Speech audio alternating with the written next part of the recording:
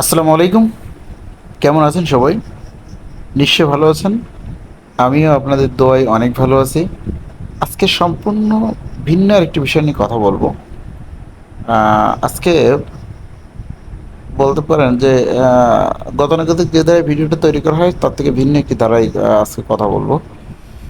যে যে বিষয়টি আপনারা সবাই জানেন, কিন্তু তারপরেও এই উপলব্ধিটা অনেকদিন পরে মাধ্যমিক উচ্চশিক্ষা অধিদপ্তরে হয়েছে। তো বিষয়টি কি সেটা জানতে হলে পুরোটা সময় জুড়ে চ্যানেলটির সঙ্গে থাকুন। তো চলুন শুরু করা যাক। আপনারা দেখতে পাচ্ছেন, আহ, আমি স্ক্রিনে যে ব্যক্তিটির ছবি দেখাচ্ছে এই মুহূর্তে, উনি হচ্ছেন অধ্যাপক নেহাল আহমেদ, মহাপরিচালক, মাধ্যমিক ও উচ্চশিক্ষা অধিদপ্তর। ওনাকে আমরা সবাই রেসপেক্ট করি। উনি বলেছেন, কিছু কিছু মানুষ শিক্ষা প্রতিষ্ঠানের সভাপতি পদকে ব্যবসা হিসাবে বিবেচনা করে। তাদের দ্বারা আমাদের সম্মানিত শিক্ষকরা অনেক অত্যাচার নির্যাতনের শিকার হন। দেখা গেছে আলুর ব্যাপারেও শিক্ষা প্রতিষ্ঠানের সভাপতি হয়ে শিক্ষকদের নির্যাতন করার চেষ্টা করছে।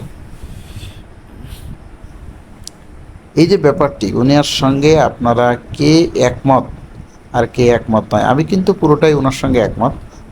তার কারণ বর্তমানে হচ্ছেটা কি, অনেক মানুষই আছে যে শিক্ষা প্রতিষ্ঠানের সভাপতি হতে গেলে একটা ইউনিয়ন পরিষদ নির্বাচন অথবা একটা উপজেলা পরিষদ নির্বাচনে যে ধরনের একটা আতঙ্ক কাজ করে বা যে ধরনের একটা উল্লাস কাজ করে,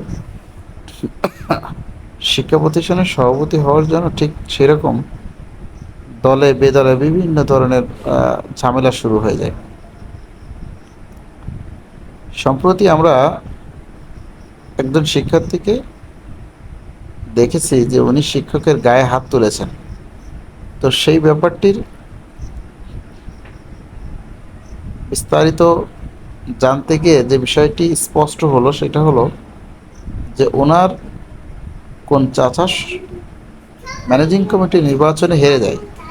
তো হেরে যাওয়ার পরে উপস্থিত শিক্ষার্থীদেরকে ওই ছাত্র বলতে থাকে যে তোমরা আমার চাচাকে ভোট দাওনি বলে সে কিন্তু ভোট হেরে গেছে।